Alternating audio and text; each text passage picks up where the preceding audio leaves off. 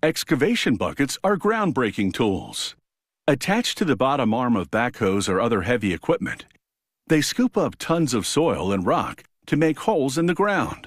For jobs like building foundations and laying water and sewer pipes, excavation buckets dig right in.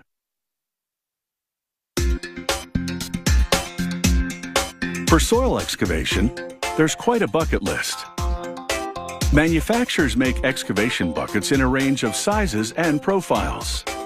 They can have teeth or a smooth blade, depending on the kind of soil they'll be digging. They custom design each excavation bucket on a computer and map out the dimensions. The computer then guides a plasma torch as it cuts parts from high-strength steel. Here, the torch produces attachment plates for holding the bucket to the excavator arms. It even cuts the holes for the pins that will hinge it to a boom arm. Each part weighs over 200 pounds. A powerful magnet lifts it over to a metal pallet to await refining.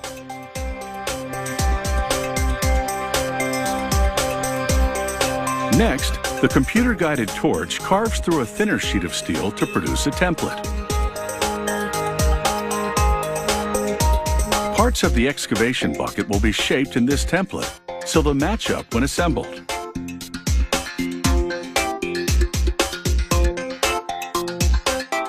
With an oxygen fuel torch, they bevel the blade to give it the edge it needs to bite into the ground.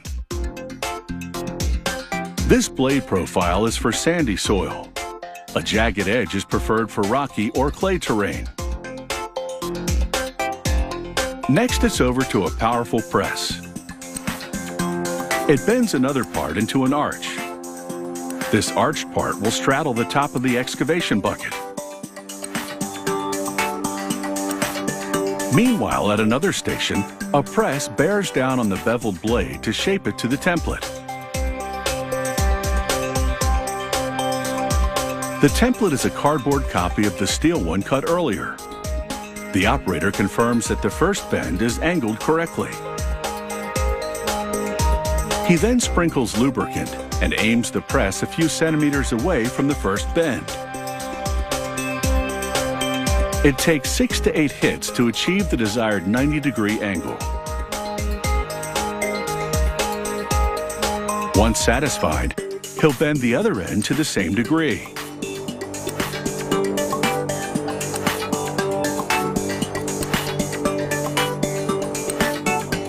Using rollers, the factory transforms a flat piece of steel into the bottom and back wall of the bucket. The operator checks the curvature of the part with each pass until it's spot on. They're now ready to pull all the pieces of the excavation bucket together. Using chains and a hydraulic system, they pull the sides up to meet the back wall. The steel template is now put to use. It's positioned on the front lower lip and serves as a guide as the chains bend the sides. With the sides now flush to the back, a welder first tacks them together and then does permanent welds.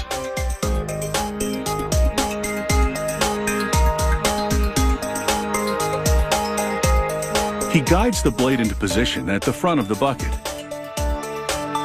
and welds it to it. When this weld is complete, he'll remove the steel template. The attachment plates have by now been linked by thick pins. They lower it onto the top of the bucket, and it fits snugly to the arch and to the back wall.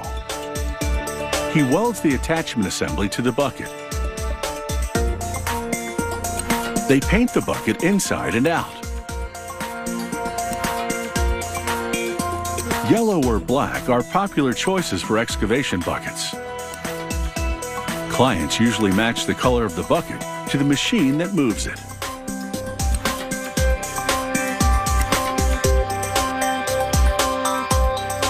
It takes about 50 hours to manufacture an excavation bucket, and then it's ready to hit the ground.